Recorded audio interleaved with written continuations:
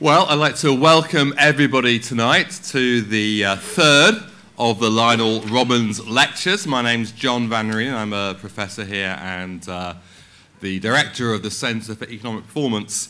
I'm very delighted to have Nick to conclude his series of fascinating lectures. I'm not going to give him another introduction because he's had other introductions before. Suffice to say, I'm extremely happy to have him as a great colleague here at the school and also to be a fellow commissioner on the LSE Commission for Growth. I'd like to thank the Lionel Robbins family once again for sponsoring these lectures. I'd also like to mention that there is a book, a biography of Lionel Robbins coming out this year from Cambridge University Press by Sue Hanson, and I recommend you go out and grab your copy before they sell out. So without further ado, I'll hand over to Nick, and Nick's turn.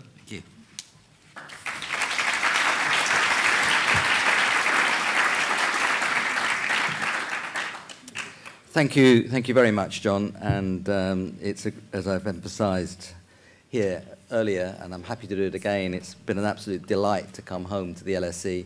I did it nearly 5 years ago now, so I felt at home when I arrived back, and I feel even more at home now.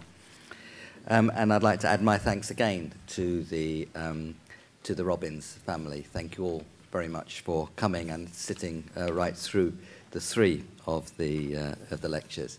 And thanks particularly those to you, like if you're on the aeroplane, they thank the frequent flyers. Thank all of you who have come through all three of the lectures particularly.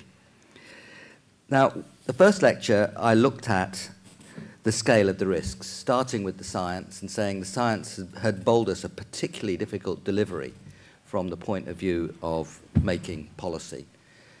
It was immense scale, which we're not very good at understanding, full of risk and uncertainty, which we're even worse at understanding, long lags so that the effects of what we do are not immediately visible, and the publicness, the effects depend on the aggregate, not simply on the action of the individual. It makes it about as difficult a policy problem as you can imagine. We're not blaming the science for that. They describe the world as they understand it, but the outcome is a particularly difficult one for policymakers. So I described that story and asked how those predictions of the science, those explanations of the science, help us or guide us or should determine the kind of ethics or the kind of ethics that we bring to the table. We have to think of big issues about loss of life. We have to think about big issues about the distant future and so on. Those are big ethical challenges, and of course they shape the kind of economics that we have to bring to bear.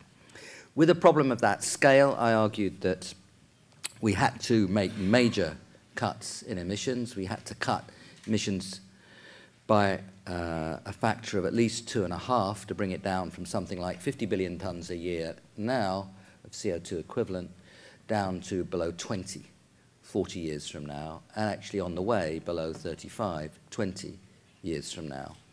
With modest assumptions about world growth over the coming decades, you might think, with good economic policy, I should add, including on climate change, you might think of a growth factor over 40 years of about 3, so that cuts emissions per unit of output by 3 times 2.5. 2.5 absolutely, 3 for the growth. So you're cutting emissions per unit output by a factor of 7 or 8. And I argued that that surely should be described as such a major change. We ought to be thinking in terms of description as an industrial revolution. And further looking at that perspective, you're going to have to change right across the economy. Agriculture, transport, buildings, industry, power, and so on. It's not just fiddling around with the source of the electrons which appear from somewhere else. It's actually looking, when you flick your switch on, it's actually changing radically the way in which we do things, the way in which we consume, the way in which we produce. So that was the story of the first lecture. The story of the second lecture, so those of you who didn't come to the first lecture just heard it.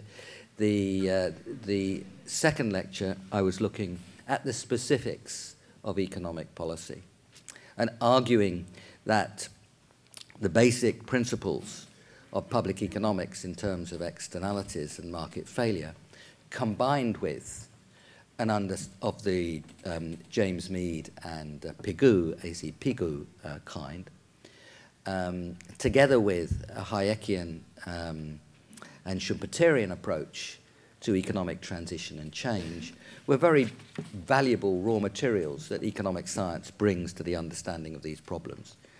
And I reminded ourselves that Lionel Robbins essentially hired James Mead and Friedrich von Hayek, so a lot of this material that we need to handle this problem is homemade here at the LSE as a result of Lionel Robbins' wisdom. So that's the kind of analytical tools we have to bring to bear, but I pointed out that it's not just the externality, the market failure associated with climate change and the emissions of greenhouse gases. There are very important issues around research and development with the familiar problems of public goods and the knowledge sphere, but particularly strong where we are in a great hurry and where other people, we all benefit from the innovation, not just the innovator.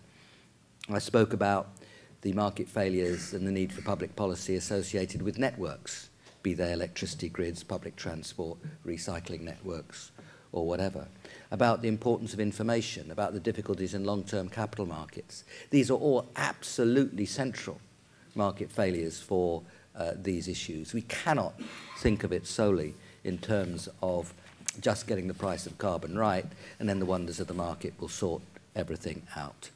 Those other externalities, those other market failures externalities that I'm referring to are not small, and they're central to the policy aspects of these problems.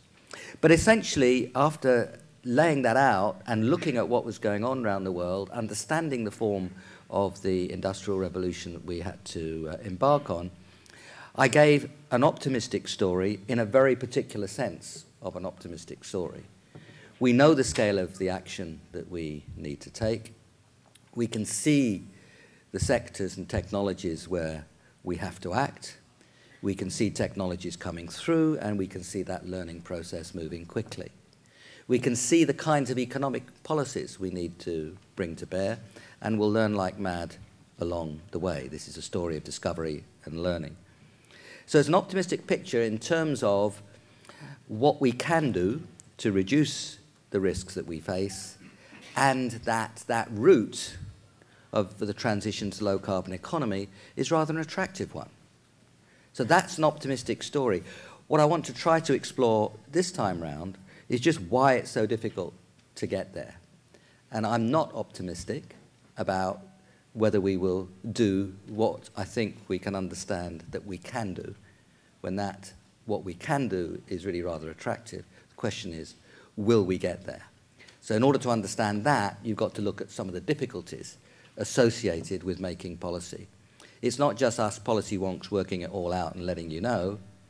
The making of policy is actually a bit more complicated than that. Again, something that Lionel Robbins, who was deeply involved in the making of policy, understood extremely well. So that's the agenda for today. Why is it all so difficult? Then I'll talk a little bit about the international negotiations. For my sins, I've been to the last 6 United Nations Framework Convention on Climate Change meetings. I won't go back over what's going on around the world, but I'll reflect briefly on why what's going on around the world is happening in the way it is. I will argue, and this is something for the Growth Commission, but some of my colleagues are working on it very intensively and I think persuasively, why the low-carbon growth is the best way out of the recovery that we face. And then I'll reflect a little bit, and I promise to try to stop latest by 8:30, so we get at least half hour of questions this time. So you can start asking questions at 8:30 whether or not I've finished. That's a constraint that 7:30, I hope, Nick, actually. Oh, 7:30, yes. We're talking about thousands of years here. I mean, you know, an hour here and an hour there. So I've given you the introduction. We do understand how to get started along this very exciting route. And I think we see already that we'll learn like mad along the way. But whilst that story, that part of the story is optimistic, we can't be optimistic that we'll get there, and that's the challenge that I want to look at. So why is it all so difficult? Well, I've already started with the nature of the problem fed to us by the science. Scale, risk, lags, publicness, all that makes it very difficult. This kind of scale that we're dealing with, people find it very difficult to understand. I mean, people do, I think, understand issues around speed limits and danger and drink and driving and danger. And you can point to the experience and you can explain and you can produce the current data. But it's very difficult to understand risks of hundreds of millions of people having to move because their environment has been destroyed and their lives and livelihoods are being undermined, which could occur 50, 60, 100, 120 years from now. It's quite difficult to get your head around those issues. And the risks associated with that and the kind of probabilities that we're talking about are again things which people find it difficult to understand. So that's just underlining why it's so difficult to converse on all this. And I do underline it because it runs right through the whole story that I've been trying to tell. This is difficult because we're talking about radical change. People find it more difficult to make incremental change than they do radical change. You can make radical change if the perceived pressures are clear and immediate and strong enough. And if you look at the way in which, say, the UK economy radically changed during wartime, people saw the danger and we went over to a system of essentially directed labour markets and national planning. And people accepted it. They didn't just accept it grumpily, they accepted it with goodwill because they had a shared understanding of the common threat. And you actually saw in many cases stress levels go down during the war because people saw that common interest and the acting together was something positive. I'm absolutely not arguing in favour of wars to bringing about this kind of changing behaviour. But you can change radically. People do change radically. But it is seeing an immediate, tangible threat. And this is actually a bigger threat than most of the wars were. Actually, it's a bigger threat, without qualification, of the wars that we have experienced. But it isn't something you can touch very easily. So this is about radical change, but it's difficult to get the radical change because people aren't experiencing in an immediate sense the arguments for that radical change. There will be major investment. This costs. Now, the costs, I've argued, are very manageable in relation to the scale of the problem. We have to invest around a couple of % more of GDP. We have to increase investment by 10, 15%, depending on what the scale of investment is. That's perfectly possible. But it's not small, and people will react to those kinds of challenges. Is it me or you or somebody else that's causing the flickering here? Is there somebody from IT who could see if they can fix the projector? It doesn't worry me, I'll keep talking, but it may give you sort of headaches or attacks of some sort. So I hope it's just like the warning at the beginning of the news, some of this will involve flash photography. So the big investment that we have to make, which is perfectly manageable in my view, is nevertheless seen as big. There will be some increase in power prices, not huge, maybe 10, 15, 20%. Nothing that's unmanageable and nothing that's actually bigger than what we've seen recently with changes in the prices of hydrocarbons. But these changes are big enough that people notice, and of course you'd expect radical change to be noticeable. But it wouldn't be radical if it wasn't noticeable. And those changes are likely to involve pushback, and they do involve pushback. You have vested interests. Some industries will change. Now we already got rid of our coal mining industry to a large extent 20-some years ago or a bit more. but there will be industries around the world which are disrupted as a result of this. In fact, if they're not disrupted, if that dislocation doesn't occur, we're not doing our job. We're supposed to be switching away from hydrocarbons. So these are the kinds of reasons why you would expect opposition and reservation. And of course, there are vested interests involved. Can you come and have a fiddle with this? Yeah, I've spoken to some people that can contact AV and try it. Okay. Yeah. Right. Yeah, AV's on its way. AV's on its way, don't worry. Okay, thank you. So that's why you expect some kind of, you do expect a great deal of opposition, and of course you see it. I also think that the kind of self-centeredness of economic modelling and public discussion of the 80s and 90s that we saw in economics and in politics has actually undermined over time our ability to move together and do collective action. If you're told that there's no such thing as society and public servants just have their nose in the public trough, then it doesn't do a lot for people putting their arms together and working, as it were, collectively, as some part of this has to be, to make things happen. And I think the economics departments of the world didn't help very much either when they started behaving like the people in their models and started confusing the assumptions of their models with statements about the ultimate state of humankind. So I do think we have to discuss what kinds of behaviour, and I did discuss that last time, what kinds of behaviour we're going to talk about, and how it is that people change their values and change their judgments through public discussion. And I think that's a piece of moral philosophy that goes back at least to John Stuart Mill. I think Amartya Sen would take us back to Ashoka, also for those kinds of public discussion. I do think that's a vital part of this whole process. And of course, you've got misinformation. You have merchants of doubt. And that is something which affects the story as well. I'll come back briefly to that. I'm not going to obsess about that, but I'll come back briefly to that. So that's why it's difficult in terms of discussion. It's difficult internationally because you've got 200 or so countries involved. You do have issues of free riding when you've got problems of public goods, and you do have issues of international enforcement of public policy. You can enforce policy in a nation much more easily. It doesn't mean easily, but you can enforce it in a nation much more easily than you can enforce it internationally. Your mechanisms of enforcement are much more limited.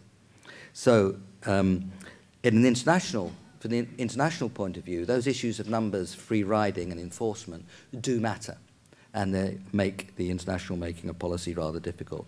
But there, I think, again, you see strands of optimism because countries around the world do behave like responsible countries.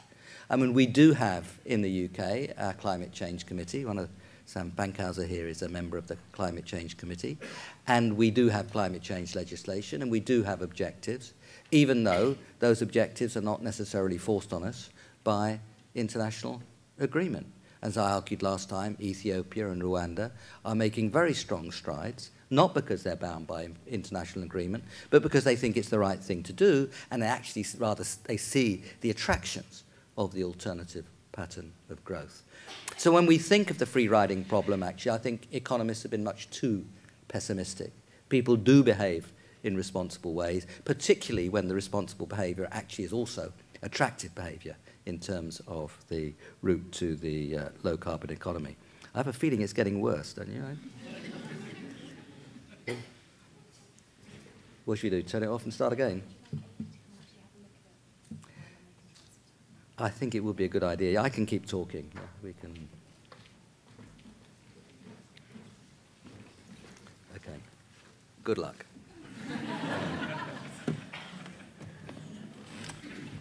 So let me continue from here whilst rescue is being implemented. So I've pointed to the difficulties, which are real difficulties of political economy and economic theory and behaviour nationally and internationally. They can be overcome, but they do require a powerful argument, much better communication, and strong leadership. Now let me turn quickly to the... I think it's working. Required slide. Sorry? Is that a required slide? Yeah, that looks all right. Put it forward, yeah. Forward, yeah. Keep going. There you go. Back. There you go. All right. Well done. Thank you very much.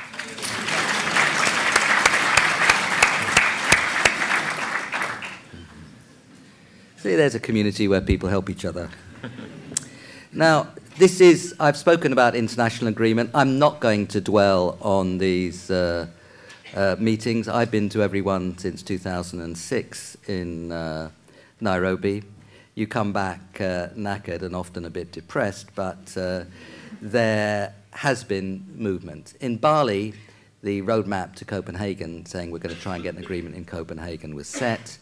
In Copenhagen, well, it was cold, chaotic, and quarrelsome, but you did get the Copenhagen Accord, which importantly set the idea of countries taking on targets, whether they be rich countries or developing countries, and those targets which came in after Copenhagen did actually come in. They were taken into the United Nations Framework Convention on Climate Change Agreements in Cancun, and in Durban there was a so-called platform for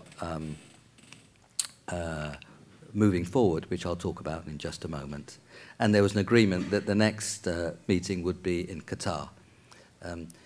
You might reflect on that with as much puzzlement as those of us who saw Russia and Qatar selected for the World Cup. Transparency requires me to reveal that I was on the UK's 2018 bid committee for the getting the World Cup to the UK, but we didn't do very well. Not my fault. I was on the green side of it, showing how green our bid would have been had it been successful. Now, in Durban, there was a number of important steps forward. No leap forward, but a number of important steps forward. There was clear recognition, as I've argued last time, and I'll mention it again, of the gap between the commitments that were made in Copenhagen and Cancun and the kind of cuts that we have to make to give ourselves at least a 50-50 chance of 2 degrees centigrade. Those commitments to cut, or those agreements to cut, are very important and much better than business as usual, but they don't come anywhere near what we need for a 50% chance of 2 degrees. And that gap was actually recognized in Durban, which is of value. There was progress towards a green climate fund, but no progress towards funding the green climate fund. There was, I think, important movement in transparency, understanding what other people are doing, and understanding what other people are doing is an extremely important part of all this, and bringing some market flows into forestry was also, and I think that is a step forward, that came about as well. And there were other issues around widening the clean development mechanism and so on. And the Kyoto Protocol, even though it involves really only Europe now, was extended. So given that it could have been a complete disaster, it was a modest step forward, but not a leap forward in any sense. But the change that's said, essentially, we have to move towards an agreement which involves everybody coming together and taking on the same kind of commitment, was, I think, of real value in removing at least some of the political obstacles in rich countries. Because some rich countries' politicians would say, well, we've got so-called binding commitments, other people have voluntary commitments, they always refer to China, and this is asymmetric, it's unfair.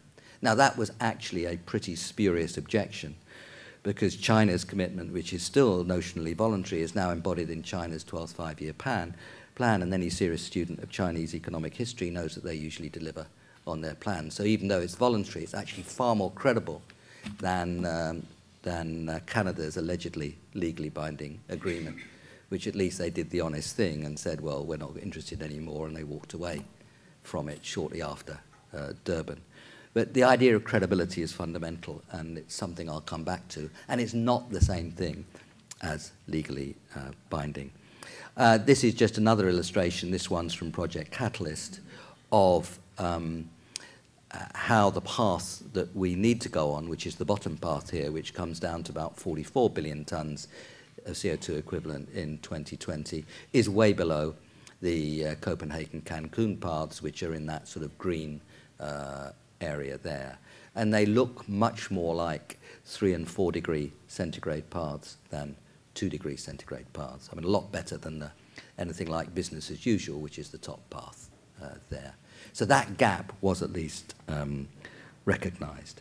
So I do think that this process is of value, but it's a process that's moving grindingly slowly and not on a big enough scale. There are some people who've reflected on that and said, well, let's just rely on bottom-up, let's just rely on voluntary commitments from countries. That, I think, is a profound mistake. The movement from cities and countries depends very strongly on where people think the overall international discussions are going. People invest because they have some confidence in anticipating where those movements are going. A bottom-up would be an even slower process, and the science is telling us very loudly that we're already moving too slowly. So that whole story of what shapes the bottom-up, well, a number of things shape the bottom-up, the country level, the city level, the firm decisions, but one of them is the way the international agreements are moving. And the people are much more ready to take on international agreements if they see successful change at the firm, city, and the nation level. So there's an intimate relationship between the top-down and the bottom-up. And I think it's just daft to say we can get by with one or we get by with the other, or nothing's going to happen till the whole top-down agreement is all tied up. And that's clearly factually false. A lot of things are happening before it's fully tied up. So I think the top-down, bottom-up process, they feed off each other, causation both ways, and I think that's a vital part of the story. But what we have to do, and this is what I'll be reflecting on over this lecture, is how to accelerate that process, how to move more quickly. But you certainly don't do that by abandoning the top-down. I don't think the language of legally binding is one which ought to overly preoccupy us. The thing that really matters is mutual confidence in where others are going. If you've got an idea where others are going, you've got the confidence to invest in markets if they're moving in a strong direction. That's the confidence that you're looking for. It's about, in the main, investor confidence, and it's about political confidence in order to convince people in any one country to move forward. I've lectured, as you can imagine, on climate change in many different countries. And most places you go say, well, I'm honest and sincere, but all the other countries in the world will cheat. And the same statement is made whichever country you go to. It's of vital importance that we as a world understand where other people are going. It's of course obvious in so many areas, but it's particularly important in climate change because the confidence to move forward in the UK and the US would be increased if people understood something about China's 12th five-year plan. Now, the good folk of Peoria in the Midwest, or I don't know what country I should choose. Let's just choose Lyon rather than a country in the UK. The people in the middle of the countries that you might think of as being interested are not avid readers of the 12th five-year plan. It is in China. It is important that people, through the universities, through communications, through the school teaching, through the media, understand what's going on in other parts of the world. It's that kind of mutual confidence which will help us move forward. So education in an international university like the LSE, for example, is a very important part of this story. Now let me move to the third part of what I want to say. What's going on around the world? Now, a lot of my lecture yesterday was about that. I'm not going to repeat it. But I do want to, in rather a general sense, think about why we're seeing the kind of movements we're seeing in different parts of the world. The developing world, as I've said, has changed more radically over this last 3 or 4 years in its approach to these issues than the rich world.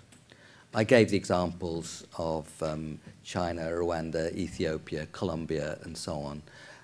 I could have gone on. There are many more examples like that. We're not seeing anymore the statement saying, you rich country guys caused this problem. You've got to help us. You've got to help us with technology and financial support, and nothing doing until we see the colour of your money. And of course, they don't see the colour of the money. That argument has fallen in prominence. It's not gone away, but it's fallen in prominence. And I was very struck when I was on a panel on the Africa Day at Durban, which actually is very impressive with the way in which different countries in Africa laid out the way in which they're moving forward. When the Prime Minister of Ethiopia, Meles Zenawi, said it's not equity or justice for Africa to foul the planet just because others have fouled the planet in the past. And that was a big change from the kind of statements that you used to hear and still hear. Now, the resentment at the rich countries filling up the atmosphere is totally understandable, and it's deeply inequitable that we are where we are. And I've emphasized that a number of times in the lectures so far. But that deep sense of inequity, which should be driving support from the rich country and strong action in the rich country, cannot by itself deliver. There's no way that the arithmetic adds up if you stand back and say developing countries shouldn't do much until the rich countries have done a great deal. The path that the developing countries are now on in the Copenhagen Cancun numbers looks to be well above, in 2030, the total budget for the world. Total budget for the world in 2030 on a 2-degree path is probably 32 or 33 billion tons of CO2 equivalent. If you forecast where the Copenhagen Cancun agreements go for the developing countries alone, it's probably in the high 30s. So this simply couldn't add up if the developing countries don't move strongly now. And it seems to me that the equity part of the story is about putting the fight against poverty, rapid growth in the developing world, and the managing of climate change and reducing the emissions together. And it's looking at it in that way, how we foster and encourage that transition to green growth is the right way to look at the problems of inequity. Just to negotiate in a narrow way over the carbon space is not going to get us very far. But you have seen a radical change in the developing world, just getting on and taking on their own responsibility. And it's actually rather cheerful to see relative to the kinds of discussions that you sometimes get in the rich world. Now, how do we understand what's been happening in the rich world? Well, Barack Obama was elected in 2008, and in early November, in his victory speech at Grant Park, he spoke of a planet in peril, and he had introduced Alice Nixon Cooper, who was, I think, 106 at the time, and asked what kind of planet his daughters would see if they lived as long as Alice Nixon Cooper. And I was just finishing my book, The Blueprint for a Blueprint for a Safer Planet, and I called the last chapter A Planet in Peril after the words that Obama had used in his speech. Well, we've seen the way the politics of the US has moved on this in the subsequent years, and it's not been very optimistic. The developed world has pointed to the developing world and seems to have criticized it for growing, and thus emitting more because it's growing. But it has changed the politics. The weakness of the Copenhagen meeting was something that was worrying. There has been a constant attack on the science. There are worries from the political side of people who seem to think that the red planners are coming back in green hats, and this is more government interference. They don't understand the basic idea that to correct a market failure is actually very strongly pro-market. Leaving a market failure, leaving a distortion is the anti-market story. So the teaching of Pigou and Mead has not been universally pervasive in understanding this problem, and the understanding of from Hayek and Schumpeter on innovation and discovery has not been prominent either. And of course, the financial and economic crisis has diverted political attention. I'll come back to that in just a moment. So I think understanding the way in which these big movements have taken place, I'm not rehearsing the movements themselves again, is an important part of what we have to look at if we are to gain some understanding of how to overcome these difficulties. So let's now move to the penultimate part of what I have to say. Now, one way I think we can move this story forward very strongly is to look at the opportunities in the low-carbon approach to recovery. In the rich world, where the issues of recovery arise most strongly, in the rich world, we've got unemployed resources, we've got lots of liquidity and savings in the hands of private companies, and we've got very low long-term interest rates. And we're in search of a growth story.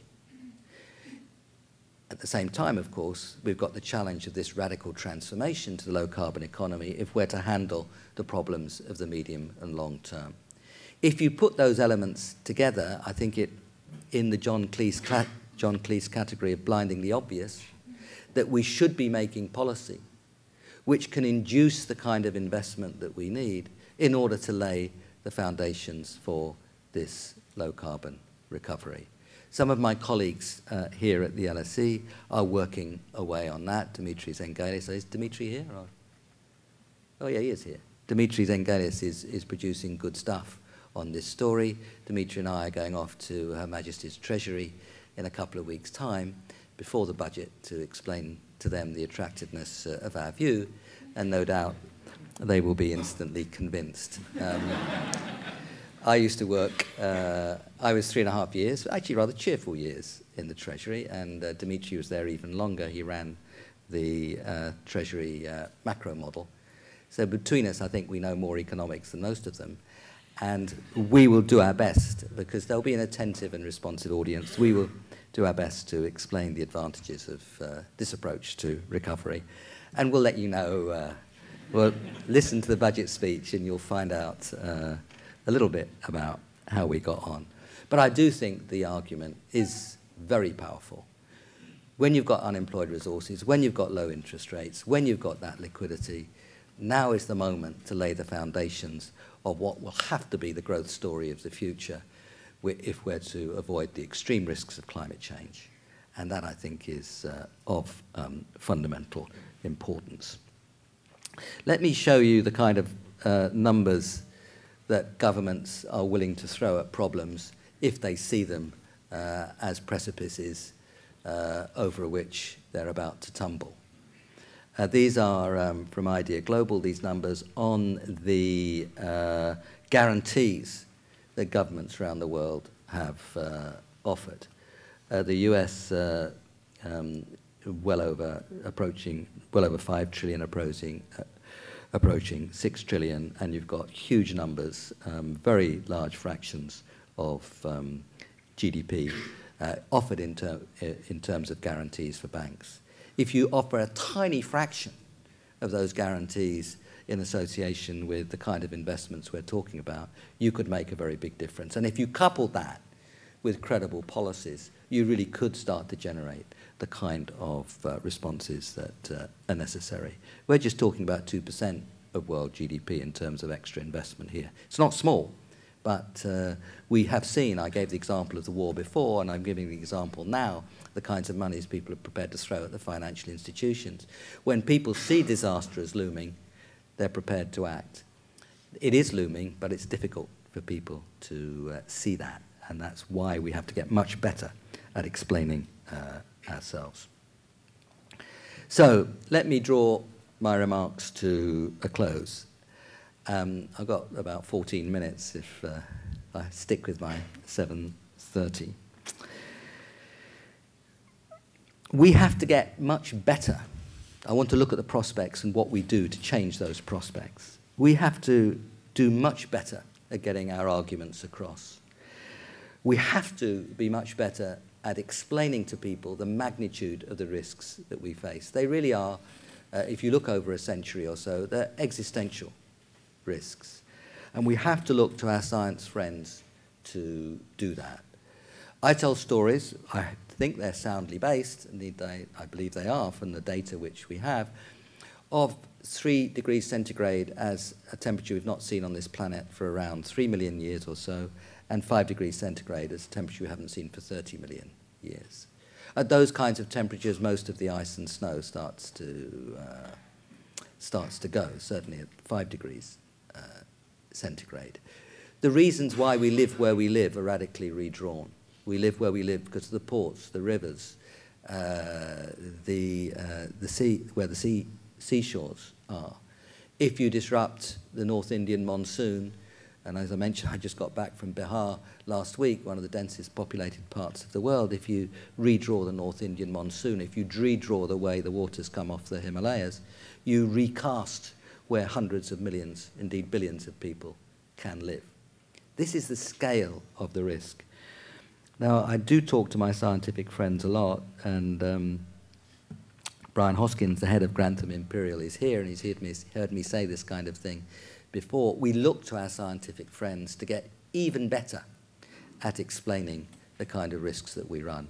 Because the social scientists can do their best, but they're consumers of the science, they're not creators of the science. So that story of the risks has to be told as best we can. We have to tell much better the story of the excitement of the new industrial revolution, of the attractions of the learning processes, how it's cleaner, quieter, safer, more biodiverse. But what we mustn't do in telling that process is to suggest that everything is win-win-win. We have to invest on a big scale, above, not a huge scale, but a big scale, increase investment by 10-15% in order to start to move towards the kind of economy that we're talking about. And we have to get much better at that. We have to make managing climate change and overcoming world poverty absolutely central to our story.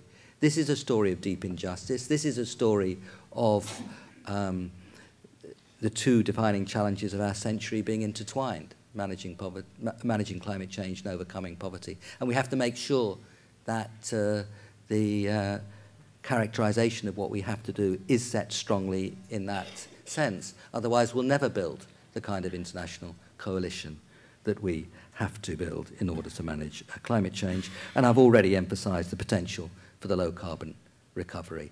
These, after laying out the risks, these are the positive stories we have to tell, but not being blind to the kind of investment and radical change that we have to make. We have to deal with the merchants of doubt. Now, who should deal with the merchants of doubt? Because the merchants of doubt are mostly attacking the science. I think we have to look after ourselves with the attacks on the economics, and I think we can.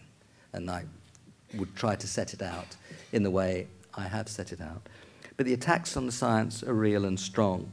And I mentioned Naomi Oreskes and Conway's book, Merchants of Doubt. There's another very good book called Doubt is Their Product by David Michaels, Oxford University Press, 2008, where he sets out the way in which vested interests have attacked the science in the past.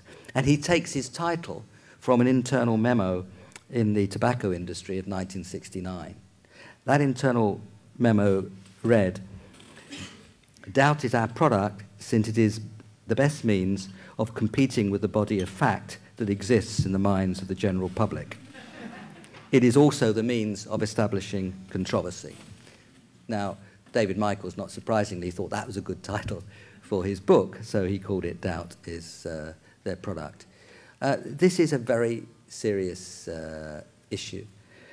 I'm not sure that we as social scientists have huge amounts to contribute to it, but we have to think about communication, psychology, evidence. That is part of our remit. We can't take on the science directly because we are not scientists, but we can think about the processes of political economy that make this kind of thing work, and I do think that that is part of our duty if we're to effect the kind of change that we have been describing as necessary. We can handle as economists the idea that somehow correcting market distortions is anti-market and interference. That's easy to deal with. That's just nonsense. That's just not understanding market economics. It's never reading James Mead or Pigou, Economics of Welfare. That's our duty to deal with that. We can explain what Hayek and Schumpeter said and describe their stories of discovery and innovation and relate those to what we're starting to see. That's our job too. It's absolutely not true, as a certain gentleman said to the Tory party conference, that we don't save the planet by putting the UK out of business.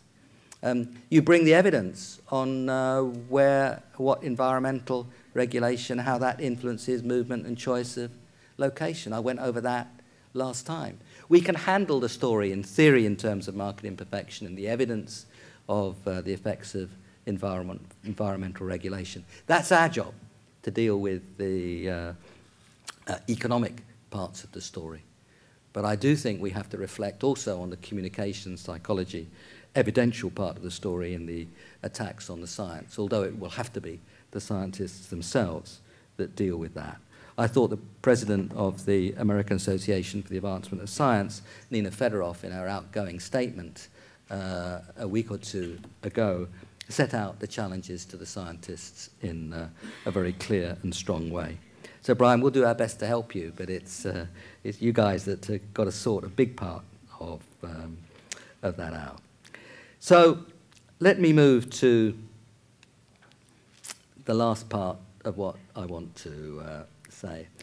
As I mentioned, these slides go up on the web. There's something between slides and the first draft of the book, but I hope they're more or less self-explanatory, and I think all of them should be up by now.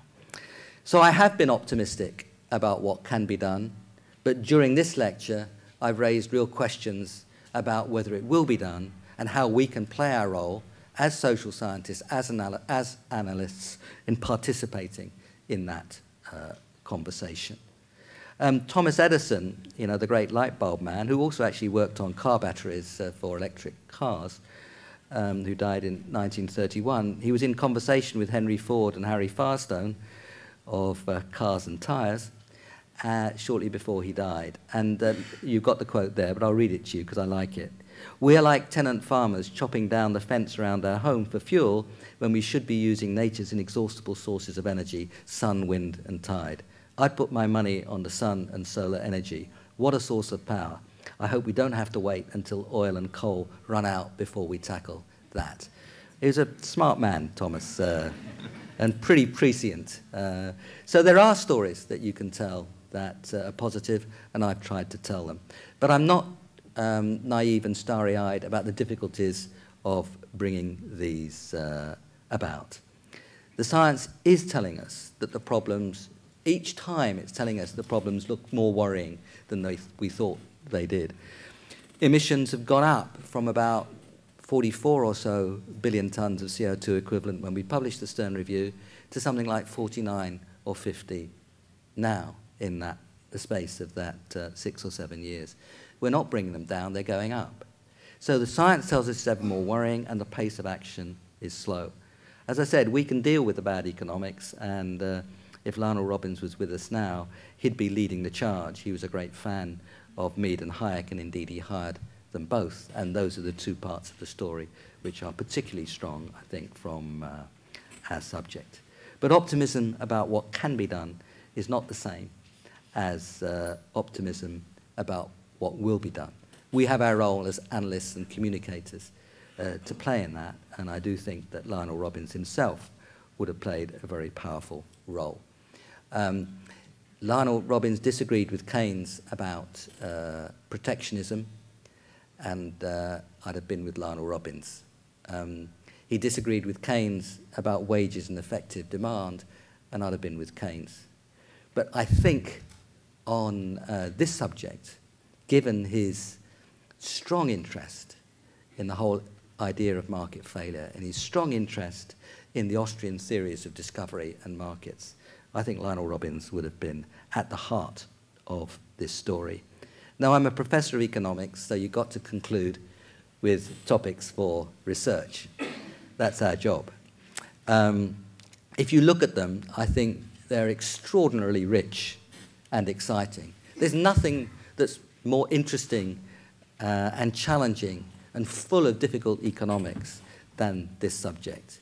You've got innovations and industrial revolutions. You've got the complex relationships between climate change and sustainability. For me, as I answered the question last night, if I was a research student, again, I'd be looking at dynamic public economics for fostering change. I'd be particularly interested, for example, in the power of the example and how that works.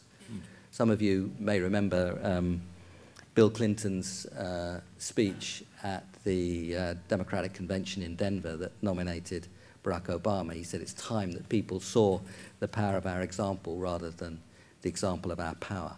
And making the power of the example work is of absolutely fundamental importance. That's one reason why development banks, I think, really matter, because they can get behind and show examples. And I'm on the, as I mentioned before, on the advisory board of the Green Investment Bank. That's the kind of thing that they should be doing, helping good examples come into existence. The whole theory of the dynamic public economics for fostering change, not just shifting from one equilibrium to another, is of fundamental importance. I've underlined the political economy of vested interests. We have to understand better how that works. Deep questions in moral philosophy which overlap very strongly with the way in which we frame economics, about how we model and think about great risks and collective action. This process of radical change will involve both inequality and opportunity, and we have to understand how to put those together. I've emphasized also how mutual confidence matters. How do you generate in international political economy mutual confidence? Those, I could have gone on, but those are some of the research issues that I would like to take on if I was a research student again, and since we still do research, even at my advanced age, some of the issues that I'll be working on in the next 5 or 10 years, should I live so long. The subjects that are involved here are the whole range of the social sciences. Just think about the issues I've raised. It's economics, philosophy, politics, finance, economic development, international relations, geography, economic history, sociology, communications, maths, computer science, the subjects we do here at the LSE, all interwoven in the research agenda that I've been describing. And of course, science and technology, absolutely fundamental to finding the way forward. And this is an area where we social scientists and the scientists can and must collaborate, and why I'm so cheerful that we have a Grantham Institute of Climate Change and Environment here at the LSE, and there's a corresponding one at Imperial. Collaborating with scientists and technologists is really fun. But this is an area where we can't say, well, that's an interesting question. The research program will take 5 years. I'll let you know at the end, and then I'll come back for another research grant. This is a story where we have to act and learn as we go. And that's another deeply fascinating part of policy, and one which, when you're involved in making public policy in the Treasury or in the World Bank elsewhere, you really have to grapple with. Given what we now think we understand, what do we suggest we should now do?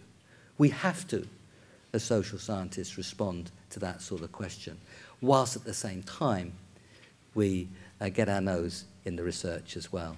And of all areas, given the pressure of time, this is something where we have to advise now on the making of policy and get involved in serious research about how to do exactly that. Thank you very much.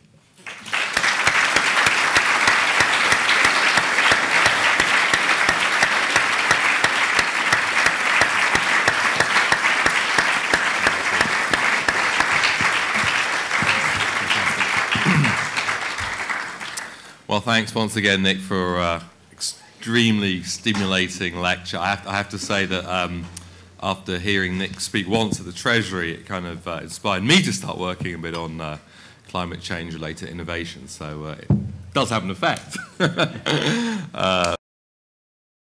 That was a fascinating lecture. I wanted to take you into the governance aspects and ask specifically whether you think that the G20, which claims to be the global steering committee in the whole economic and financial domain, has the G20 been an effective legitimizer and stimulator of the kind of agenda that you are promoting?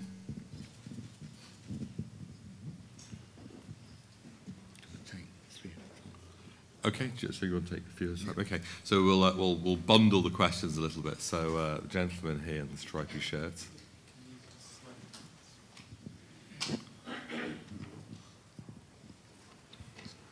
Guy Rickard from the Carbon Trust. I've got a question about feed-in... From where, sorry? From the Carbon Trust. Okay. I've got a question about feed-in tariffs in the UK as an example of policy. So recently the feed-in tariffs have been reduced, which means that for businesses thinking about renewable energy, actually the payback periods get longer and they may well not reach the hurdle rates for investment. So that seems a challenge to me in terms of broadening out the deployment of this. Just interested to hear your thoughts. Was a question here? Yeah.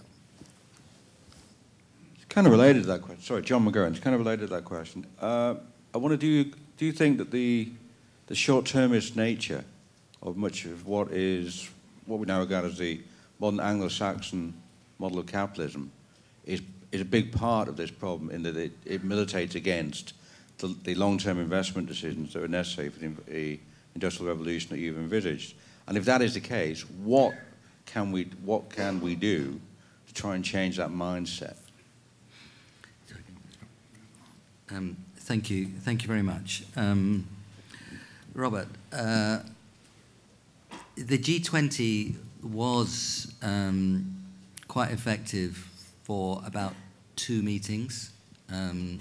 There was the meeting in Pittsburgh at the end of 2008 and the meeting in the spring in London in 2009, where the combined action on expanding demand in the face of the potential collapse in demand after Lehman's was, I think, impressive and of value. But it really hasn't done very much since then. I've been to 1 or 2 of these things, and that heady optimism about how the G20 could replace the G8 in getting things done is, I think, fading. I don't say that with any enthusiasm or cheerfulness, but I would be a bit cautious about expecting too much of it. I do think, nevertheless, that if we're talking about major financial issues, that we have to look, and issues of economic policy, we have to look to the finance ministers.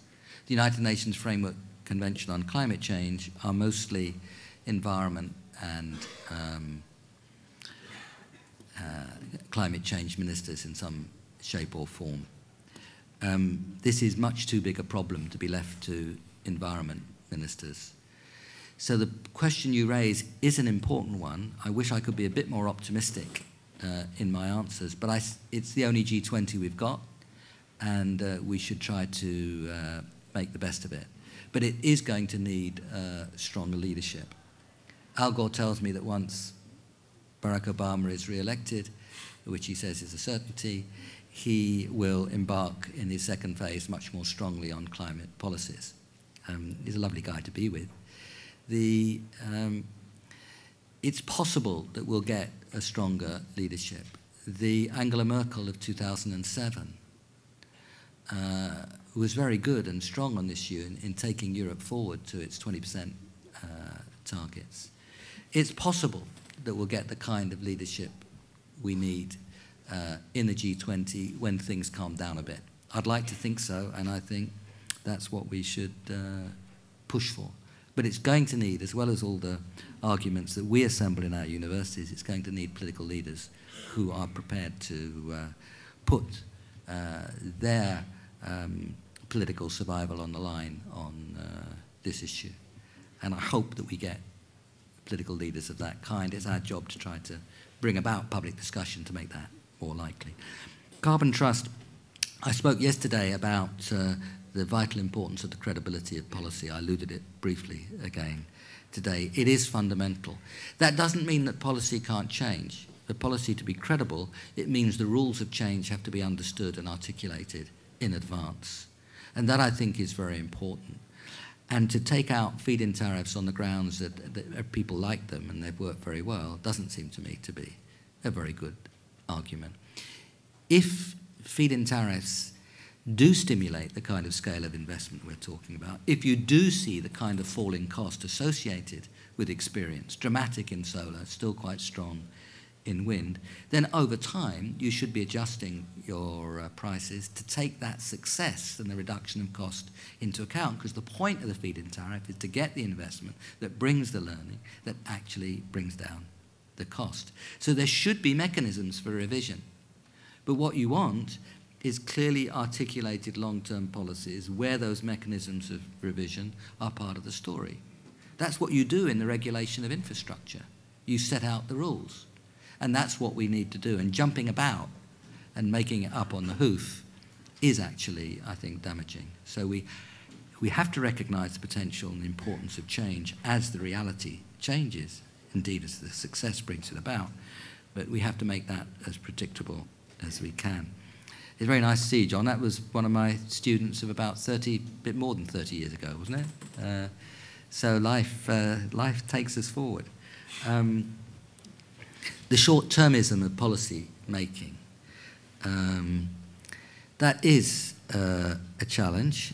I did quote Barack Obama in Grant Park in early November of 2008, and he was trying to take a 100-year view. The Angela Merkel of 2007 was trying to take a long-period view. To be fair to Tony Blair, one should try, is he chose the subject of climate change for his G8 summit in 2005, which actually spawned the Stern Review. It was only Jacques Chirac that took it seriously at the time, by the way. It's a measure of progress that it is much more serious in politics now than it used to be. George W. and Silvio Berlusconi were glazed eyes and didn't say anything and took no interest at all in Gleneagles. So you do see that kind of political commitment sometimes. China is taking the long-term view. The election process is a little more predictable, but China is taking the long-term view. So, as I described, many African countries. You're right, it's a problem. I think the only way in which you can overcome that problem is by intensifying public discussion, intensifying public commitment, and hope that the right kind of leaders will emerge.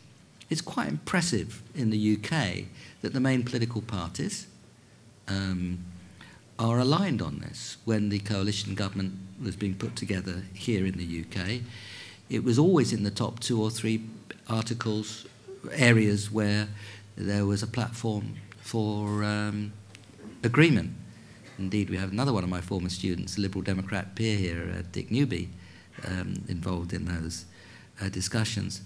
It is possible to get there, so I don't despair, but it's our job as academics and communicators to try to make the public awareness of these issues of a kind that it can become a stronger part in political debate. I can't do better than that. I may not cheer you up all that much. But. Lady down here on the left. Hi, my name is Kiran Pereira. I'm a recent graduate of Environment and Development from King's College.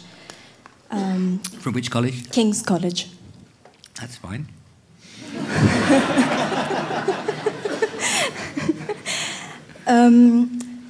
Now that the Environment Secretary of the UK has proposed the GDP plus set of indicators, or she plans to propose, I'd be interested in hearing your view on the TEEB report, the economics of environment, ecosystems and biodiversity. It'd be interesting to hear your thoughts on that. Gentleman next to her. Hello, Rupert Morris. Can I ask you, please, you've spoken quite a lot about 2 degrees, 3 degrees, 4 degrees. My understanding is that the latest science is suggesting a slightly different perspective, and from 2 aspects. First of all, the Arctic is warming at twice the rate, at least, of the rest of the globe, which is clearly quite serious. And secondly, tipping points. The suggestion that some of these major events which you've spoken of, like the monsoon, like the North Atlantic conveyor, like the warming of the tundra in Siberia, could in fact come very much sooner than the 5 degrees, 4 degrees that you've mentioned. I was wondering if you could comment on that somewhat different perspective. Thank you very much. I'll take a third question over here, please. Tim Root, Coordinator, Muswell Hill, Friends of the Earth. Globally, the Green Movement got very well geared up for Copenhagen, but many people were discouraged by the lack of progress there. And politicians say they're much more likely to introduce radical changes if there's a lot of popular pressure upon them, but mobilizing citizens is pretty hard because they regard politicians as fairly useless, and some people are turned off the topic of climate change because it's too scary for them. And I wondered how you would suggest that we could mobilize lots of popular pressure on both governments and business leaders.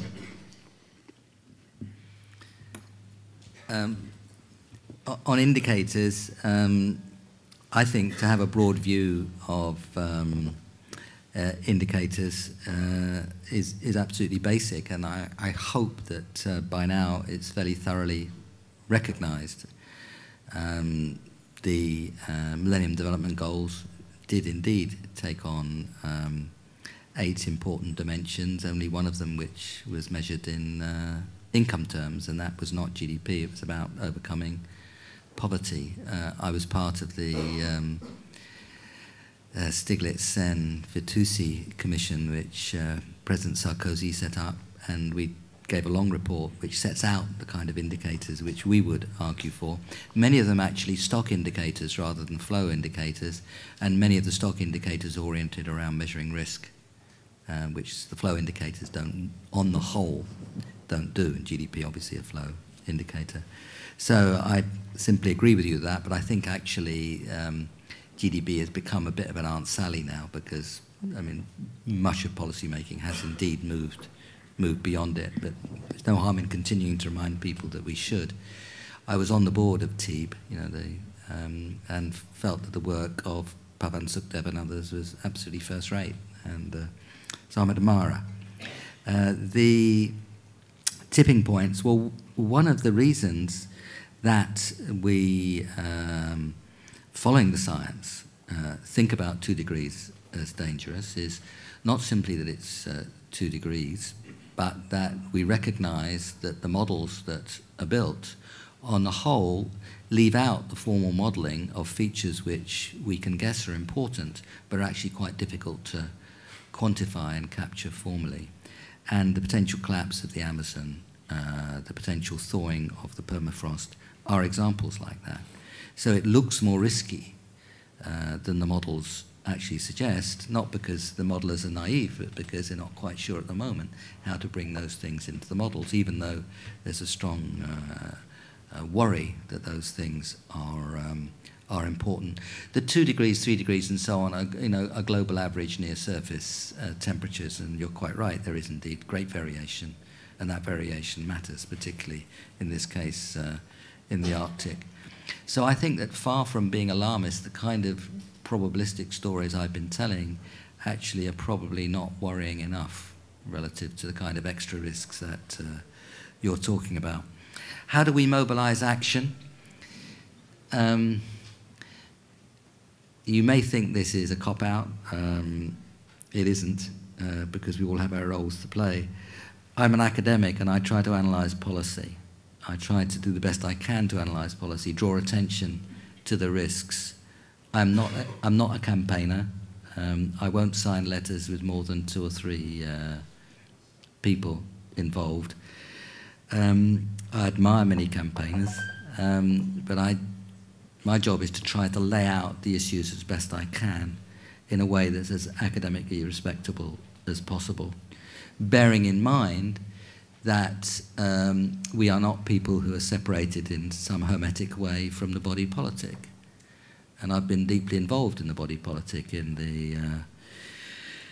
the World Bank and in the Treasury and in the House of Lords and so on. But as an academic, I try to write things to try to understand policy as best I can, and policy which takes account of these very serious risks. I, of course, as a human being, hope that that has some input into the way in which people look at policy. I think the deepening of the kind of understanding that we need does depend on better communication from academics, scientists and social scientists.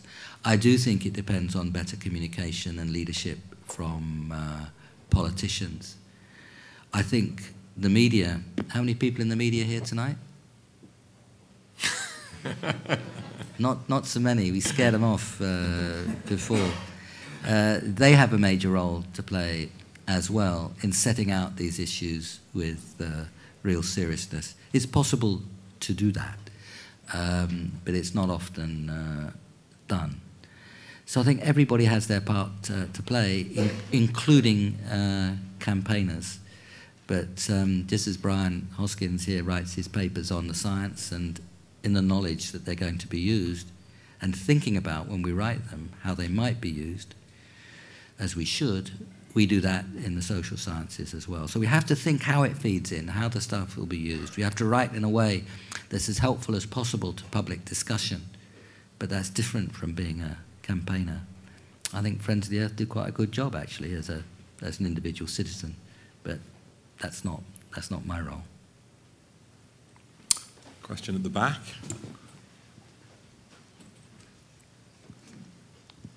Hi there, Jonathan Colmer, PhD candidate at the Grantham Institute in Stickard here at LSE. In the realm of international cooperation, what can we learn from international trade agreements, and what scope might there be for regional climate agreements in the future?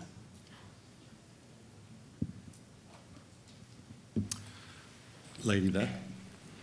We'll take some questions from the upper galleries. Thank you. I'm Katerina Kamoli, doing an MSc in Environmental Economics and Climate Change here. And I have two interrelated questions. I'm afraid I'm going to have to insist on one, I'm afraid. Ooh, they're very interrelated. Okay. Then, in your experience, particularly your recent experience at Durban, which other countries and perhaps companies and individuals that you think will be the key players in forming a global agreement in the next 5 years? And the gentleman in the blue shirt over there. Hi, Nick Bell, not sure what I do these days, former consultant on sustainable business, environmentally aware kind of person. Given that, I personally believe that business have a crucial role in transforming the economy, with or without government help. But whenever business groups speak to government, it's normally about providing stability and a clear certainty of where government is going, which goes against disruptive change. And yet disruptive change is what we need to meet our low carbon budgets and targets. How do you see government squaring the need for stability against and certainty against disruptive change? So, lessons from international trade. Well, one of the lessons is the try to construct things so that the power of vested interests are not too strong. And I think the way we do WTO, on the whole, does give a great weight to vested interests, because there is no agreement in the WTO until every dot and comma is tied up. And that means that those who are trying to push against change can actually be quite effective, because it just takes one to stop things happening. So I think there's a warning in the way. Sorry, I can't now lost the person who asked the question. I'd like to look at you. Yeah, thank you. There are lessons in that, and I think that the searching after unanimity in international agreements on climate change is a burden, and a burden that we needn't carry. If the big ones, if the people responsible for 80–85% of the emissions come to an agreement or an understanding, it doesn't have to be signed in blood and enforced from Mars. I mean, this is something that, as I said, you have to have some kind of confidence in where others are going. So I would say that at some point, understanding amongst the big players will be what really matters. And the WTO model is not a good one for this, and we've seen just how horrendous the delays can be. So I think it's a bad model, but the reason it's a bad model carries important lessons for these kinds of models. It's not so much a regional story. I mean, this is a global story, so I think I would go for the big emitters in terms of the countries that have big economies, either because they're particularly rich or because they have a lot of people. And I think that's the way I would do it. Regional agreements on adaptation will be important. The conference I was at one of the meetings I was at last week in Bihar was introduced by the Prime Minister of Nepal. And what Nepal does is of enormous importance relative to what happens in Bihar. So those regional agreements on adaptation are, I think, extremely important, but I think less important on mitigation. Who are the key players? Well, it's almost the same answer, really. It's the... Sorry, where's the lady who asked about the key players? Sorry. It's almost the same answer. What really matters is the big emitters, because that's highly correlated with being a big economy, and that's highly correlated with being influential. So people do look to China and India in the developing world. They do look to the United States and the EU in the rich world. And those are the biggest ones that really matter, and their leadership counts. But sometimes the coalitions work quite well. The EU had a very strong coalition with the small island states, and said neither the EU nor the small island states wanted to leave with nothing. And they pushed very strongly. Eventually, India did not want to leave without a renewal of the clean development mechanism. And some of us were aware of that, and indeed it wasn't a secret. So I think the big players do matter, but sometimes alliances of big players and smaller players matter too. In this case, in Durban, the alliance between the EU and the small island states did matter. But I would start with the big emitters, because this is a story of the sum of emissions, and that's what really counts. Now, clarity and steadiness on policy versus disruptive change in the economy. I think what we need is clarity on policy in order to bring about disruptive change in the economy, and I don't see that as a contradiction in any way. Clear signals, a floor price for carbon in Europe, a movement from 20% to 30% and staying there. Those are the kinds of signals, I think, which will allow people to have the confidence to make the big investments. So I think clear, strong signals are actually not at all contradictory with disruptive change. They're actually the things that can drive the disruptive change, and you need people to have long-term confidence in those signals. Things like a supergrid, a much better grid, smarter grid, could facilitate the kinds of investments we're talking about. But in order to make that happen, you have to have long-term, you've got to have a 10, 20-year program to make those kinds of investments. So I think the big changes actually come about from clear and steady policies, but they have to be strong ones. So we're almost out of time, so we'll take a very few last questions. Can you make them very short, please? Gentleman in the yellow shirt. Hi, I'm an MSc Development Studies student at SOAS.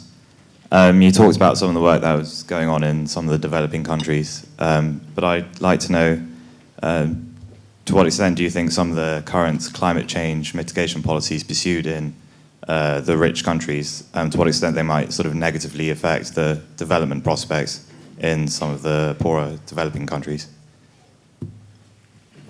A gentleman at the back in glasses there.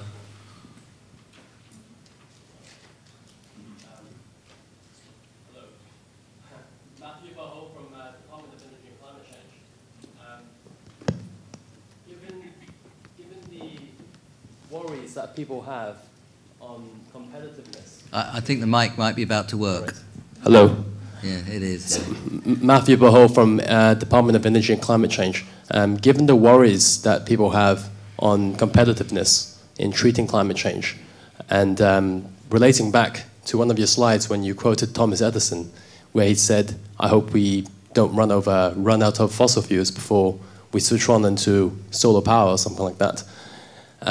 Would it be a good idea to start framing the arguments to treat climate change in terms of resource scarcity? And patient gentleman at the front.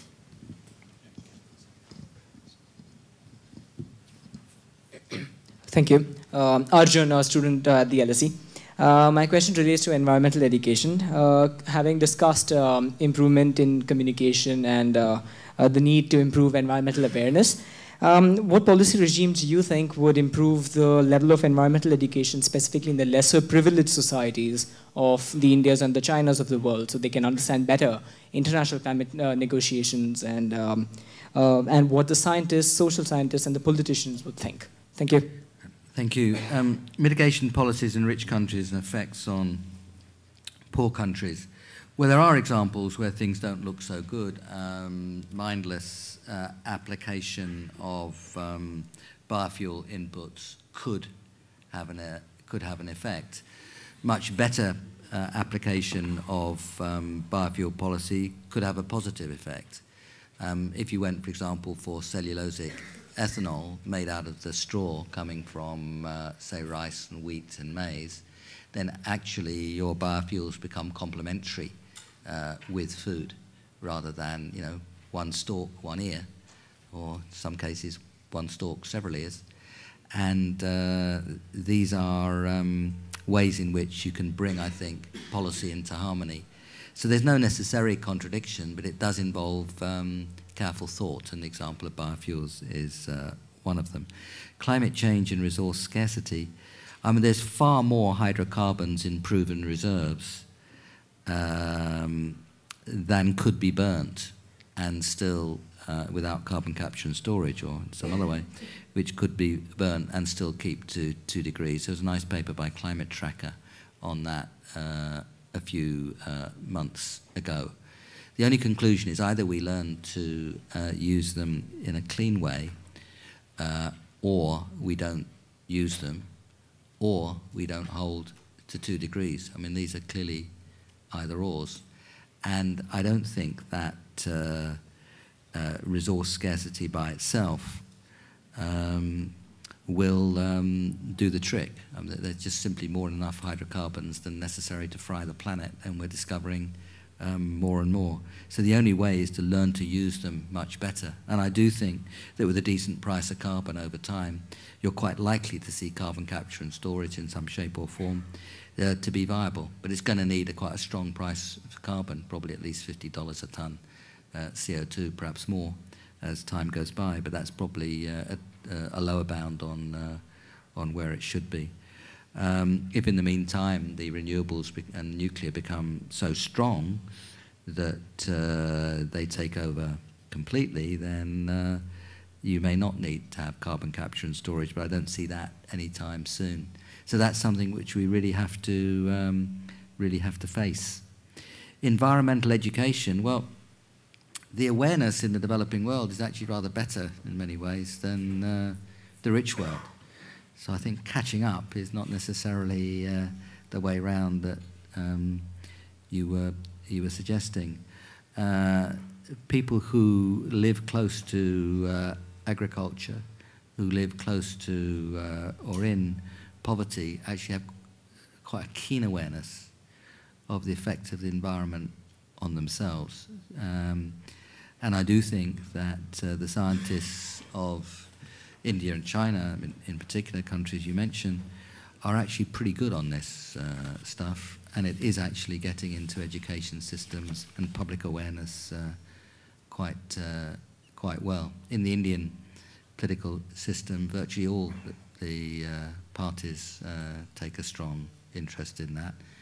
There are not many functional parties in China, but the Communist Party of the People's Republic is very clear and strong on this issue, different political structures, different mechanisms. But it is actually quite striking the way in which environmental education, and awareness anyway, has moved in the developing world.